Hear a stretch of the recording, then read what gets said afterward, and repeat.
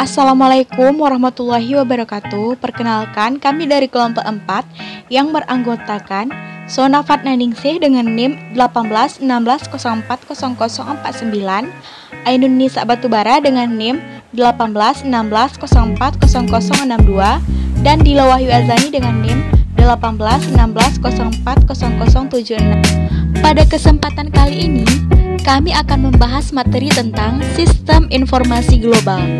Disimak ya videonya, semoga bermanfaat.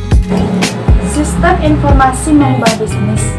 Kita dapat melihat pengeluaran besar atas teknologi dan sistem informasi di sekeliling kita setiap hari dengan mengamati bagaimana orang menjalankan bisnisnya.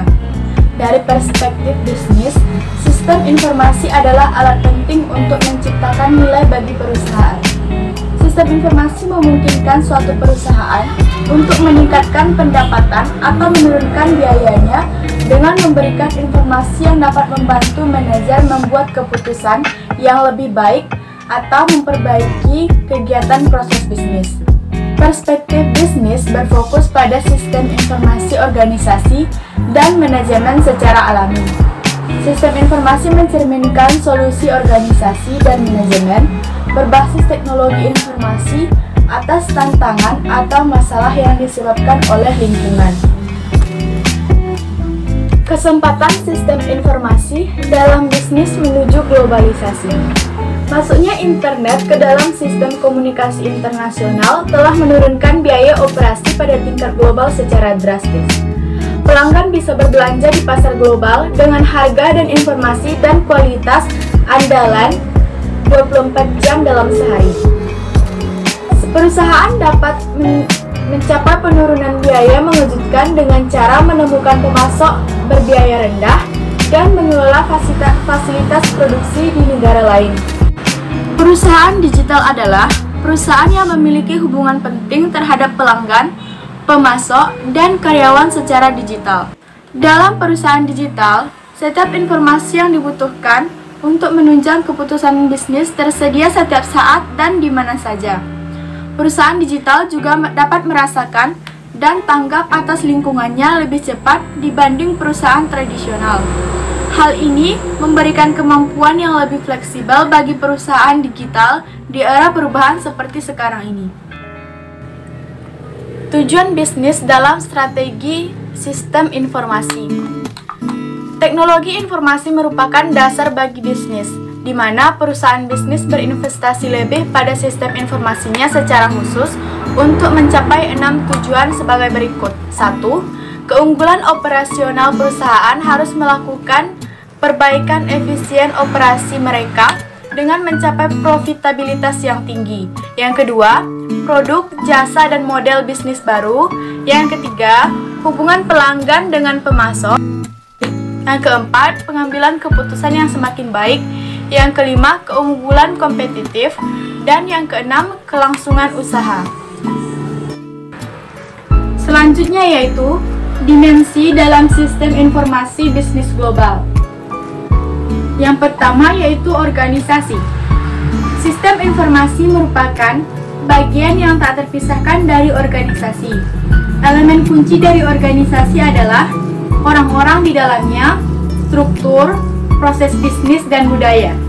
Yang kedua, manajemen.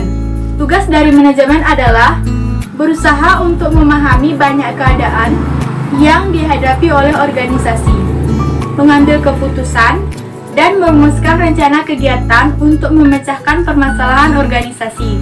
Yang ketiga adalah teknologi. Teknologi informasi adalah satu dari banyaknya alat yang digunakan manajer untuk menghadapi perubahan. Teknologi membutuhkan manusia untuk menjalankan dan mengelolanya, mewakili sumber daya yang dapat dibagi ke seluruh organisasi dan membantu infrastruktur teknologi informasi. Nama saya Dila Wahyu Azani, NIM 1816040076, akan melanjutkan tentang pendekatan yang dilakukan dalam sistem informasi bisnis global. Yang pertama, pendekatan teknis. Pendekatan teknis terhadap sistem informasi menekankan model matematika untuk mempelajari sistem informasi, serta penekanan pada teknologi secara fisik dan kemampuan format dari sistem tersebut. Ilmu komputer berfokus pada pengembangan teori perhitungan, metode perhitungan, dan metode akses dan penyimpanan data yang efisien. Metode kuantitatif menekankan pada pengembangan model untuk pengambilan keputusan dan praktik manajemen. Riset operasi berfokus pada teknis matematika untuk mengoptimalkan parameter terpilih dari organisasi. Yang kedua, pendekatan perilaku. Bagian penting bidang sistem informasi melibatkan isu perilaku yang muncul dalam pengembangan dan pengelolaan jangka panjang dari sistem informasi. Isu seperti integrasi bisnis, strategi perancangan, implementasi, penggunaan, dan manajemen tidak dapat dijelajahi dengan menggunakan model dari pendekatan teknis. Pengertian sistem informasi global.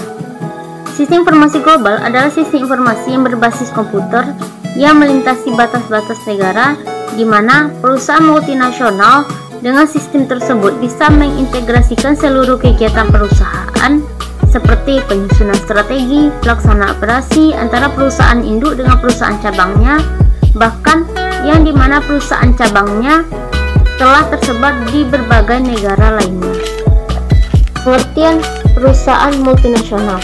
Perusahaan multinasional adalah perusahaan yang sangat besar yang telah tersebar ke berbagai negara serta memiliki cabang-cabang yang tersebar di berbagai negara, yang dimana setiap cabang mempunyai kebijakan, sasaran, dan prosedurnya masing-masing menyesuaikan dengan negaranya, serta juga mempunyai perusahaan induk yang menetapkan standarisasi untuk masing-masing produk atau jasanya, sehingga setiap perusahaan cabang walaupun memiliki kebijakan, sasaran, dan prosedur yang berbeda-beda, tetapi tetap sesuai standarisasi yang telah ditetapkan perusahaan induk.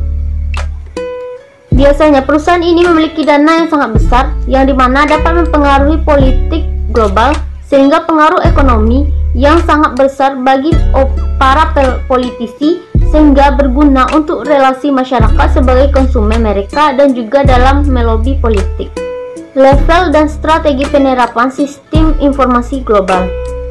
Berikut ini adalah macam-macam strategi yang digunakan oleh perusahaan multinasional dalam menerapkan sistem informasi global atau SIG, disusun oleh Christopher Bartlett tahun 1943 sampai dengan sekarang, dan Sumatra Ghoshal tahun 1948 sampai dengan 2004, yaitu yang pertama strategi multinasional. Strategi ini merupakan desentralisasi yang dimana perusahaan-perusahaan cabang diizinkan untuk mengembangkan produk serta memasarkannya secara mandiri di wilayah operasi tersebut.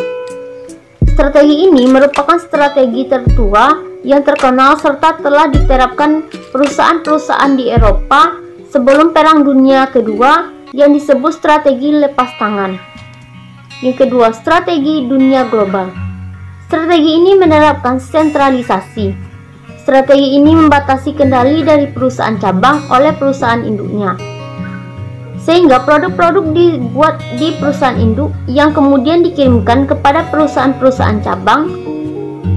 Aliran produk dan informasi bergerak satu arah dari perusahaan induk ke perusahaan cabang.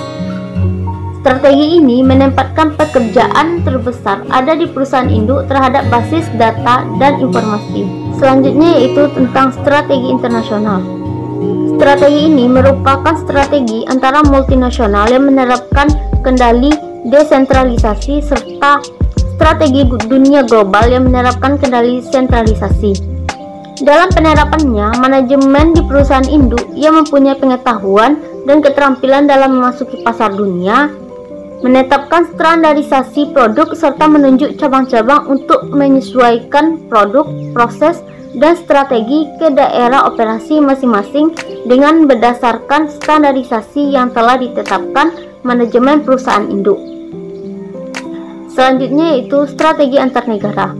Strategi ini di mana perusahaan induk dan perusahaan cabang bekerja sama dalam penyusunan strategi pengoperasiannya serta juga mengkoordinasikan logistik dalam penetapan sasaran produk yang tepat.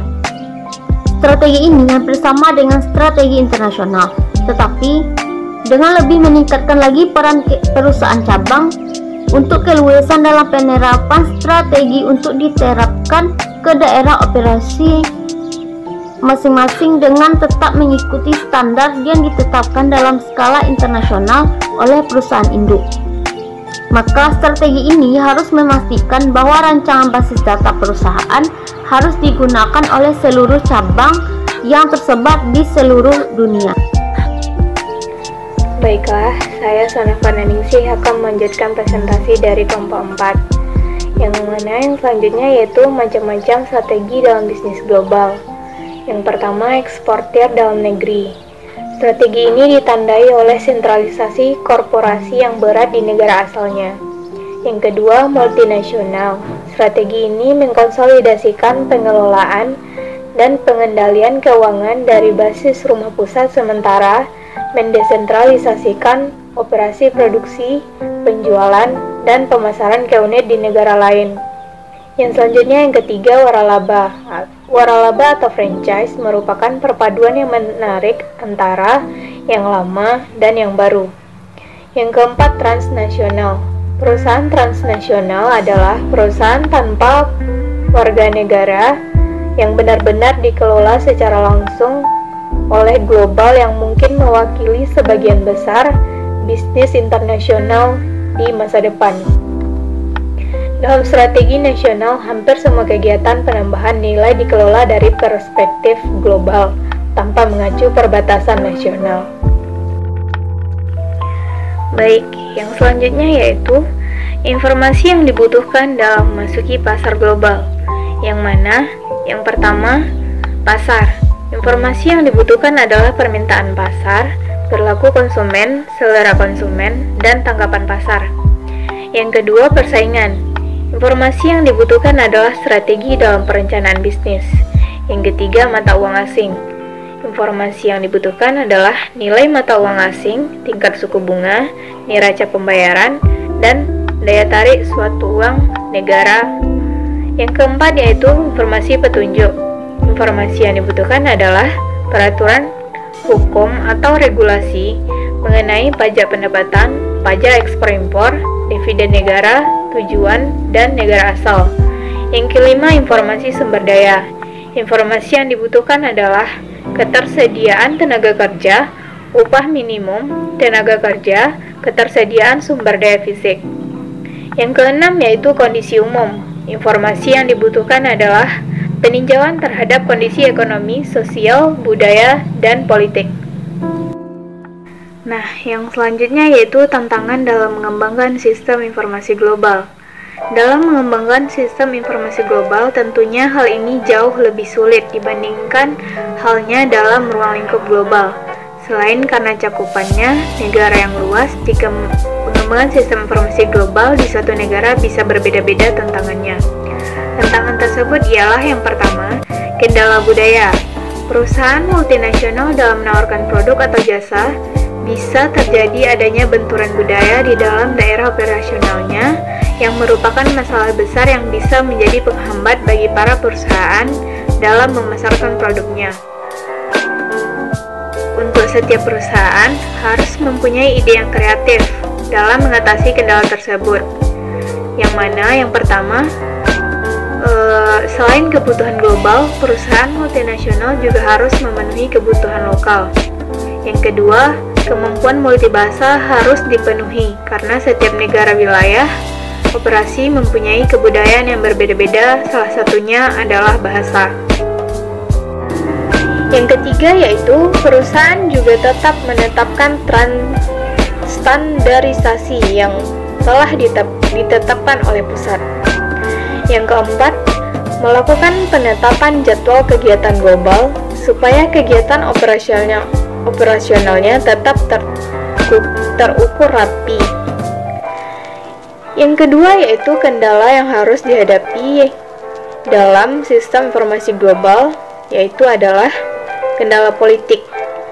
Kendala ini biasanya muncul akibat adanya kebijakan-kebijakan yang akan menghambat kegiatan perusahaan dalam memasuki pasar lokal. Yang ketiga, kendala geoekonomik. Kendala ini sering muncul ditemui oleh perusahaan multinasional dalam memasarkan produknya karena berhubungan secara langsung dengan perekonomian dan perbatas wilayah operasional di sebuah negara. Yang keempat yaitu kendala kurangnya dukungan dari anak perusahaan. Beberapa manajemen anak perusahaan juga sering merasa bahwa anak perusahaan biasanya tetap beroperasi tanpa adanya bantuan dari pusat. Mereka menganggap bahwa anak perusahaan tetap mampu berdiri tanpa intervensi dari perusahaan induk. Hal ini menjadi masalah karena hal ini bisa menyebabkan anak perusahaan berjalan tidak sesuai dengan standarisasi yang telah ditetapkan manajemen pusat dan bisa memicu konflik. Baiklah, itulah akhir dari presentasi kelompok 4. Apabila ada kesalahan dalam pengucapan atau penjelasan materi, kami mohon maaf. Sekian, terima kasih. Wassalamualaikum warahmatullahi wabarakatuh.